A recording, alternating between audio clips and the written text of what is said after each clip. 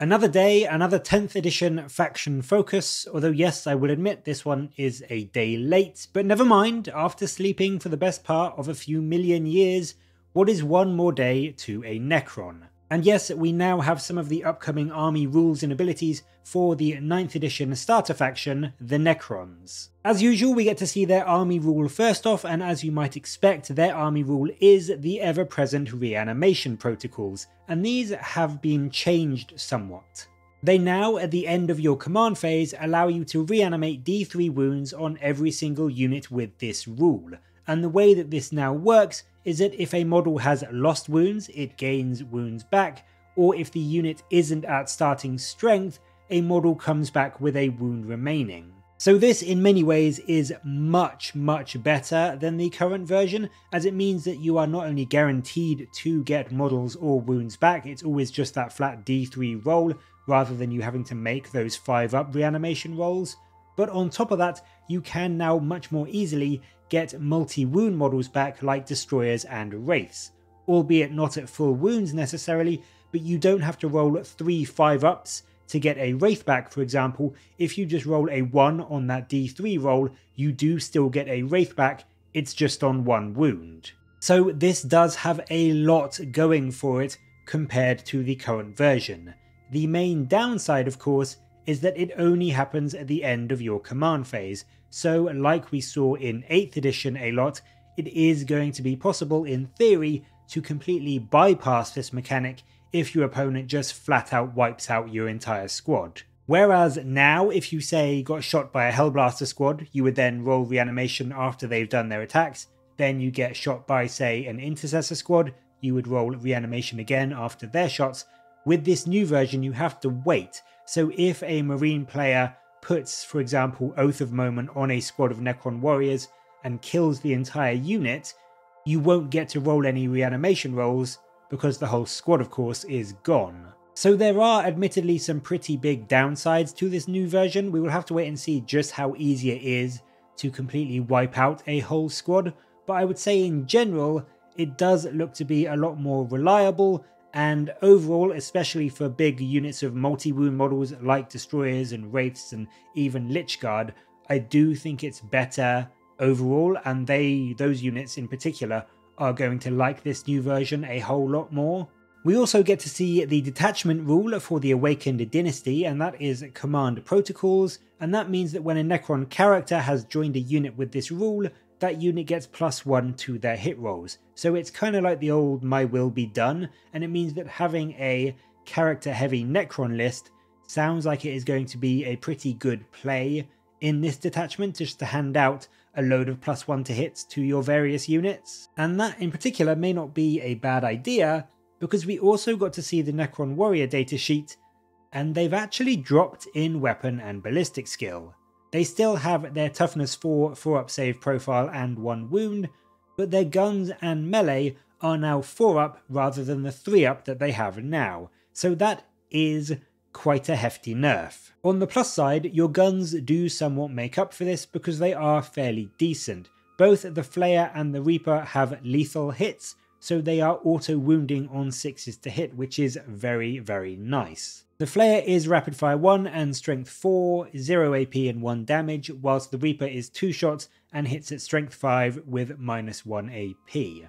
So they're not terrible guns. The lethal hits is a very nice buff, but they certainly don't seem to be arguably enough considering the fact that you have dropped weapon and ballistic skill as well, so you are now hitting a lot less with them. They've also taken a fairly big hit in that their leadership is only 7, so it's actually worse than some of the Marine stuff we've seen, which is usually across the board seemingly 6.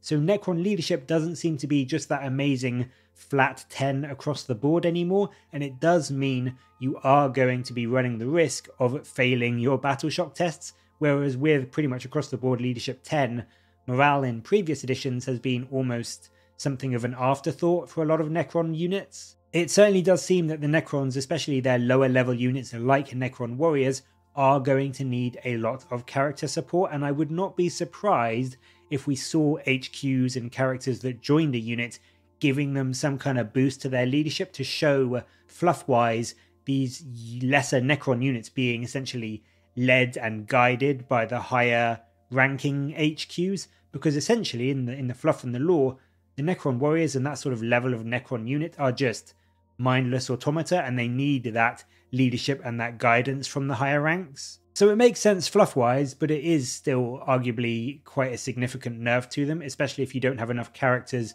to boost every unit that you are taking. They did, however, get a very nice buff to their reanimation. They get D6 wounds back instead of D3, and if they're near an objective, that goes to D3 plus 3. So a minimum of 4 models back each command phase, which really is going to do a lot to keep something like a big squad of 20 just trucking along and holding an objective all game. And with an OC value of 2, that is a lot of objective control that your opponent is going to need to overcome if they want to try and steal that objective. So yes, some significant nerfs to the Necron warriors, but also some fairly nice buffs, and I do think that lethal hits on their weapon in particular is a very nice addition to their potential damage output. We also got a look at the new and very much improved Necron monolith, which has jumped up to toughness 14. It's got 20 wounds and a 2-up save and a mighty OC value of 8, so this thing alone can keep some of your objectives ridiculously safe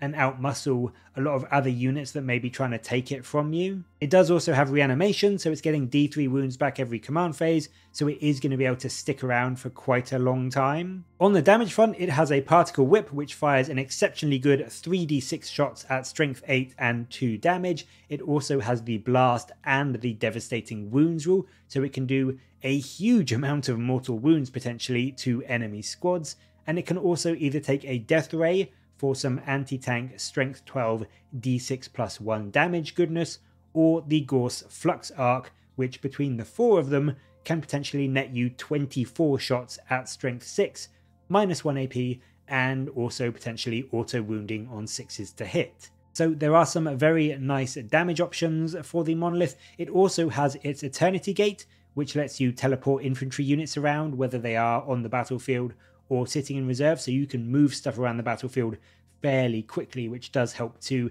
negate some of the Necron's slowness that they tend to have. On top of that, we also got some more specific weapon info. The Doomsday Canon has got a long overdue glow up from the swingy d6 shots and d6 damage. It now does d6 plus 1 shots. It now does d6 plus 1 shots and has blast, so it can get some extra shots on top of that. And it is strength 15, minus 4 AP, and does a flat 4 damage. Finally, it's not d6 damage anymore, so it's way better now. It also has heavy, so it can be hitting on 2s, and if you don't move with it, it gains devastating wounds. But it doesn't actually get weaker if you don't move, it just gets an extra buff if you decide to stay still. So it's really great actually now. It's really good at either taking out vehicles or taking out big squads of infantry. It can do them equally well no matter what you are aiming at. So I think the fact that it's got so much better and it's now good whether you decide to move it or not, this is going to be a huge relief to Necron players everywhere, and this does look like it's actually going to be worth taking now in 10th edition. The Void Dragon also makes an appearance in this article. He shows off his spear, which I think is the first weapon that's actually had 2 separate profiles that we've seen so far. It has a strike and a sweep. The strike is anti-vehicle 2+, so straight off, goodbye knights, I guess.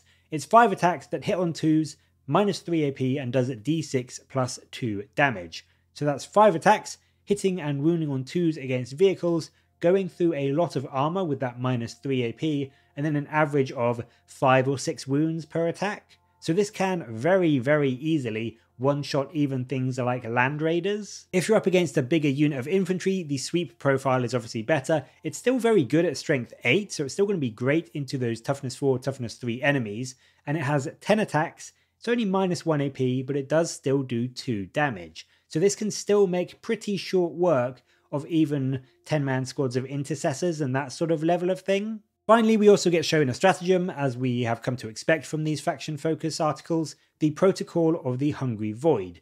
This is done in the fight phase, and you choose a unit that hasn't fought yet, and when it does fight, it gets +1 strength. If a character is leading that unit, they also get an extra pip of AP. So again, this really does reinforce the whole idea of a character-heavy HQ's leading squads playstyle that the Necrons seem to be going for, and it means that even the humble Necron warrior, whilst he's not going to be amazingly good, he is going to be that bit scarier in melee if he is joined by something like an Overlord. So that is the Necrons. I will say, in my opinion, this is arguably the weakest faction focus we've had so far. There is still a lot of good stuff to be excited about. I think Reanimation looks much simpler and still potentially quite potent. There is just that big downside to it now. And while some things did seem to be nerfed in a lot of ways, like the Warriors, there are some very nice weapon glow-ups as well, and especially on things that players have wanted to see for years now, like the Doomsday arc. So some nerfs, but also some very exciting stuff to look forward to. So overall, still looking rather good. I just think this is potentially the weakest focus that we've seen so far. But as always, what do you think? Do you like these new rules, or do you think they are not going to be good enough compared to what we've seen so far? Let me know down in the comments below, and as always, thank you very much for watching. Please do like and subscribe for more Warhammer content from me, but until next time, I'll catch you later, guys.